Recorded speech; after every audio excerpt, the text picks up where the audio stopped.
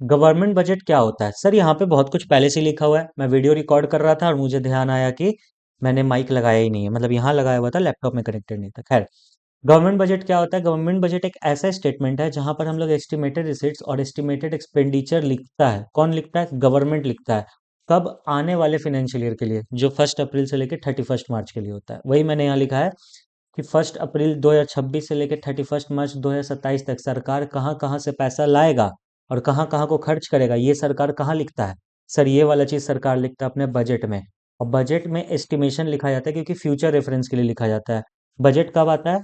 हर साल 1 फरवरी को आता है। जिस समय मैं ये वीडियो रिकॉर्ड कर रहा हूँ, आज 28 जनवरी है, यानी 4-5 दिन में बजट आने वाला है, तो आप लाइव भी देख सकते हो। एक बार बोल देता हूँ, गवर्नमेंट बजट क्या है? गवर्नमेंट बजट एक ऐसा स्टेटमेंट है जहां पर हम लोग एस्टिमेटेड रिसीट्स और एस्टिमेटेड पेमेंट लिखते हैं, खर्च लिखते हैं। कौन लिखता है? गवर्नमेंट। कब के लिए? आने वाले फाइनेंशियल ईयर के लिए। ऑब्जेक्टिव क्या है? GDP growth. जीडीपी ग्रोथ क्यों हमारा ऑब्जेक्टिव है सर? गवर्नमेंट बजट का ऑब्जेक्टिव कैसे जीडीपी ग्रोथ हुआ? सी, हमने बीएसटी चैप्टर नंबर 3 में पढ़ा है कि बिजनेस एनवायरनमेंट समय के साथ बदलता है। नई टेक्नोलॉजी आ रही है, एआई आ रहा है, काम करने का तरीका बदल रहा है, जेन जी आ रहा है, और लोग देख पा रहे हैं कि अब हम लोग अपने देश को लेके काफी ज्यादा जागरूक हो चुके हैं। तो अगर हम लोग अपने देश में प्रोडक्शन करेंगे तो वो हमारा जीडीपी ग्रोथ की ओर लीड करेगा। तो इसलिए ये वाला पॉइंट। दूसरा, एलोकेशन ऑफ रिसोर्सेस। जो रईस लोग हैं, वो भलाई का काम करना तो चाहते हैं लेकिन वो कर नहीं पाते। रीजन बीइंग, रईस लोग मतलब रईस businessman like Ambani, Adani and all. वो लोग करना तो चाहते लेकिन कर नहीं पाते। क्यों? क्योंकि उनको इन्वेस्टमेंट ह्यूज करना पड़ेगा, बहुत ह्यूज इन्वेस्टमेंट। बट उनको रिटर्न काफी सालों बाद मिलेगा, लाइक लेट से 4-5 साल बाद। सर, एग्जाम्पल से समझाओ। लेट से एक स्कूल बनाना है या फिर लेट से एक हॉस्पिटल बनाना है। स्कूल हॉस्पिटल बनने में 4-5-6 साल लगेगा, और उसका प्रचार होते होते, बच्चे बन आते आते, पेशेंट्स आते आते 4-5-6 साल लग जाएंगे।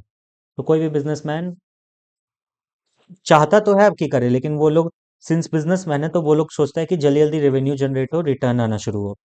इसलिए वो लोग यहाँ पर थोड़ा सा हचकता है। वीडियो रिकॉर्ड हो रही है? यस, वीडियो रिकॉर्ड हो रही है। सी, नेक्स्ट पॉइंट क्या है सर? प्रोविज हाँ, एलोकेशन ऑफ रिसोर्सेस में मैंने बताया कि बिजनेसमैन वाले जो लोग हैं, वो काफ़ी ऐसी जगह पे पैसा नहीं लगाना चाहते जहाँ से रिटर्न लेट से आता है। तो सरकार फोर्स करता है, अपने बजट में लिखता है कि बड़ा बड़ा बिजनेसमैन जिनका टर्नओवर इतना क्रॉस हो गया, उनको इन सभी सेक्टर्स पर ध्यान देना पड़ेगा, just like health sector, education sector.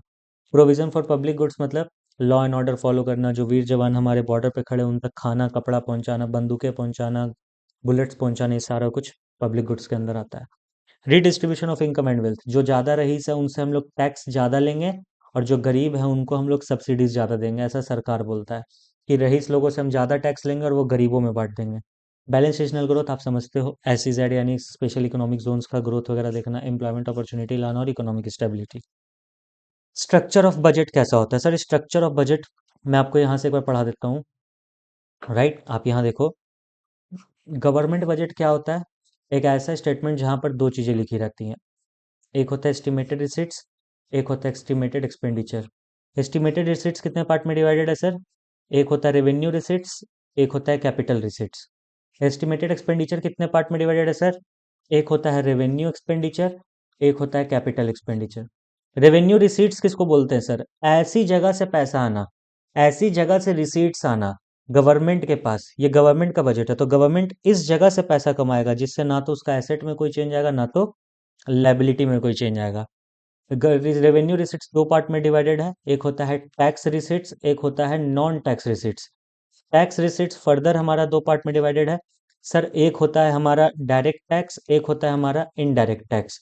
Direct tax क्या होता है? जिस पर लगा वही पे करेगा। इनडायरेक्ट टैक्स क्या होता है? लगा किसी और पे लेकिन पेमेंट कोई और करेगा। डायरेक्ट टैक्स में आप एग्जांपल लिख सकते हो इनकम टैक्स, इनडायरेक्ट टैक्स में आप एग्जांपल लिख सकते हो जीएसटी। नॉन टैक्स के रास्ते से कैसे सरकार के पास पैसा आता है? बेटा, नॉन टैक्स के रास्ते से सरकार के पास पैसा आता है कुछ इस तरीके से, जो मैं यहाँ 7 चीजें लिखने जा रहा हूँ। 1 2 3 4 5 6 और एक 7। रास्ते से जा रहा था, भेलपूरी नहीं खा रहा था, बिना हेलमेट के गाड़ी चला रहा था, तो मुझे फाइन लगा। फाइन पे देखना कभी भी टैक्स नहीं होता। अगर 1,000 रुपया बिना हेलमेट के गाड़ी चलाने का फाइन है तो उस पर टैक्स लग के नहीं आता है, जीएसटी वीएसटी, कि 1,000 रुपया आपका ये हुआ प्लस 18%, 180 रुपये और दीजिए, नहीं। रास्ते से पहले मैं लिख देता हूँ। पहला होता है फाइन, फिर होता है फीस, फिर होता है आपका स्पेशल असेसमेंट, फिर होता है आपका ये स्पेक्ट्रम कंपनी, स्पेक्ट्रम लाइसेंस वगैरह। फिर होता है सर आपका गवर्नमेंट कंपनी, राइट।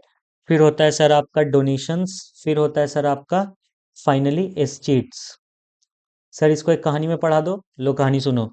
रास्ते से जा रहा था, भेलपूरी नहीं खा रहा था, बिना हेलमेट के गाड़ी चला रहा था, तो पुलिस वाला रोका, फाइन लग गया। तो फाइन हो गया। मैंने सोचा यार पुलिस वाला जो है फाइन लेता है, ये भी तो खुद कुछ ना कुछ कमाता होगा, तो मैं भी पुलिस वाला बनूंगा, मैं भी देश की सेवा करूंगा। तो मैंने भी क्या करा, फीस भरा। किस चीज़ के लिए? एग्जामिनेशन फ़ी, पैन कार्ड फ़ी, आधार कार्ड फ़ी, ये सभी मैंने फ़ीस भरे। और मैंने ना इतना पैसा मैंने कमा लिया कि मैंने हाईवे किनारे, मतलब जहाँ पर हाईवे बनने वाला था, आउटर आउटस्कर्ट्स में, शहर के आउटस्कर्ट्स में, मेन टाउन के थोड़ा बाहर में, मैंने एक ज़मीन खरीद लिया जहाँ से हाईवे पास हुआ। अब सरकार बोला कि मेरे हाईवे पास होने से तुम्हारा ज़मीन का वैल्यू बढ़ा है, चलो तुम मुझे पैसा दो, तो स्पेशल असेसमेंट हो गया। फिर मैंने एक ना एक स्पेक्ट्रम लाइसेंस लिया सरकार से, यानी 2G 3G 4G 5G company खोला मैंने। तो ये सारा पैसा मैं किसके गोदी में डाल रहा हूँ? सरकार के गोदी में। मैं फाइन भर रहा हूँ, सरकार के पास पैसा जा रहा है। मैं फीस भर रहा हूँ, सरकार के पास पैसा जा रहा है। हाईवे किनारे मैंने जमीन खरीदी थी, आज हाईवे बन गया, सरकार वैल्यू मांग रहा है, सरकार के पास पैसा जा रहा है। मैं लाइसेंस खरीद रहा हूँ 2G 3G 4G कंपनी के लिए, सरकार के पास पैसा जा रहा है। सरकार अपनी सरकारी कंपनियों से पैसा कमा रहा है।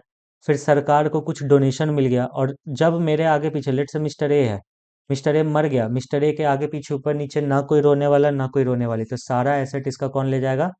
सरकार ले जाएगा। सर आप बहुत फास्ट जा रहे हो बेटा, रिवीजन है, फिर से सुन लो। गवर्नमेंट बजट एक ऐसा स्टेटमेंट होता है जिसमें हम लोग एस्टिमेटेड रिसीट्स, एस्टिमेटेड पेमेंट लिखते हैं। Estimated receipts, estimated expenditure. Receipts दो पार्ट में डिवाइडेड है, रेवेन्यू रिसीट्स, कैपिटल रिसीट्स। एक ऐसा तरीके का रिसीट जिससे मेरे एसेट लायबिलिटी पे कोई फर्क नहीं पड़ेगा, वो रेवेन्यू रिसीट है। दो पार्ट में डिवाइडेड है, टैक्स नॉन टैक्स, एक होता है डायरेक्ट टैक्स, एक होता है इनडायरेक्ट टैक्स। डायरेक्ट टैक्स मतलब कि इनकम टैक्स, इनडायरेक्ट टैक्स मतलब कि GST.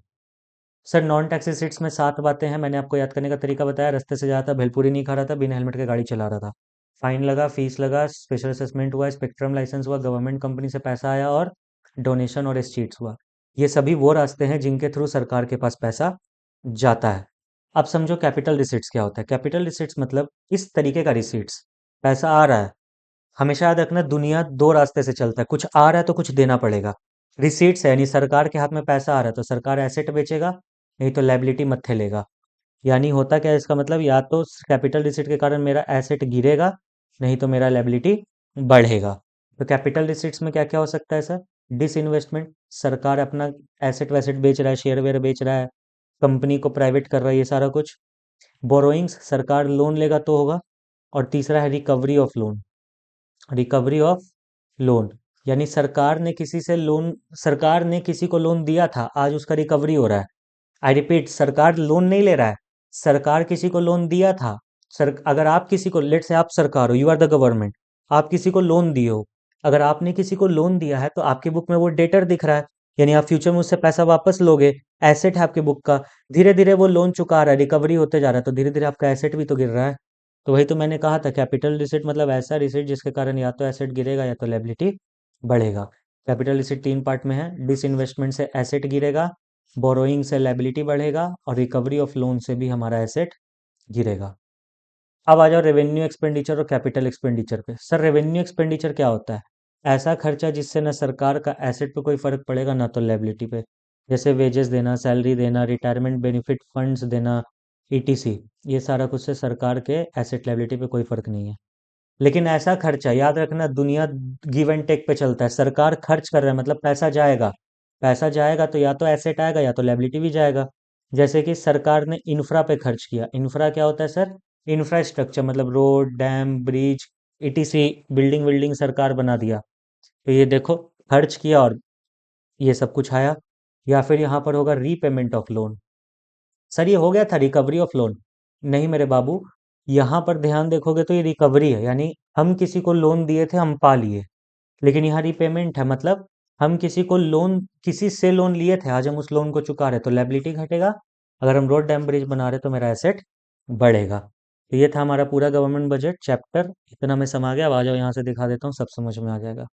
Structure of budget include क्या क्या होता है? Revenue receipts, revenue expenditure of the government.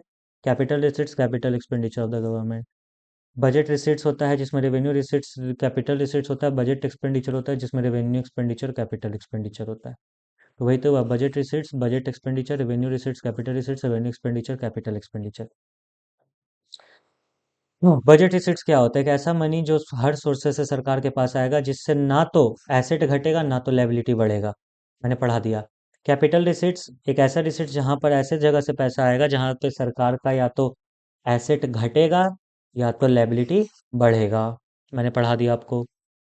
Budget expenditure क्या होता है? ऐसे जगह पे खर्चा जिससे ना तो सरकार का एसेट घटेगा बढ़ेगा ना तो लायबिलिटी घटेगा बढ़ेगा। और कैपिटल एक्सपेंडिचर मतलब या तो सरकार का एसेट बढ़ेगा या तो लायबिलिटी घटेगा। Plan expenditure, non plan expenditure self पढ़ लो, कोई बहुत बड़ा बात नहीं है। अब आ जाए एक छोटा सा चीज, बैलेंस बजट, अन सरप्लस बजट और डेफिसिट बजट, ये करा देता हूँ, ध्यान से देखना। गवर्नमेंट बजट दो तरीके का होता है। गवर्नमेंट बजट दो तरीके में बटेगा, एक होता है बैलेंस्ड बजट, एक होता है अनबैलेंस्ड बजट। बैलेंस्ड बजट क्या होता है सर? बैलेंस्ड बजट का मतलब होता है मेरा estimated receipt is equal to है एस्टिमेटेड एक्सपेंडिचर के। बट अनबैलेंस्ड बजट का मतलब क्या होता है? या तो मेरा एस्टिमेटेड रिसीट ज़्यादा है एस्टिमेटेड एक्सपेंडिचर के, या तो मेरा एस्टिमेटेड रिसीट्स कम है एस्टिमेटेड एक्सपेंडिचर के। तो ध्यान से सुनो, अगर मेरा बजट बैलेंस्ड है तो गुड, लेकिन अगर मेरा बजट में रिसीट्स ज़्यादा है तो ये मेरा सरप्लस बजट कहलाएगा। और अगर मेरे बजट में रिसीट्स कम है, खर्च ज़्यादा है, तो ये मेरा डेफिसिट बजट कहलाएगा। You got it? Yes sir, we got it. Done. तो देखो वही बात यहाँ पे लिखा हुआ है कि बैलेंस्ड बजट होता है total expenditure is equal to total receipt, surplus budget होता है रिसीट्स ज़्यादा एक्सपेंडिचर कम है, डेफिसिट बजट होता है रिसीट्स कम है एक्सपेंडिचर ज़्यादा है। बजट डेफिसिट अगर ज़्यादा है तो क्या होगा? तो तीन तरीके का होता है budget deficit, revenue, fiscal, primary. Sorry, माफ करना। रेवेन्यू डेफिसिट क्या होता है सर?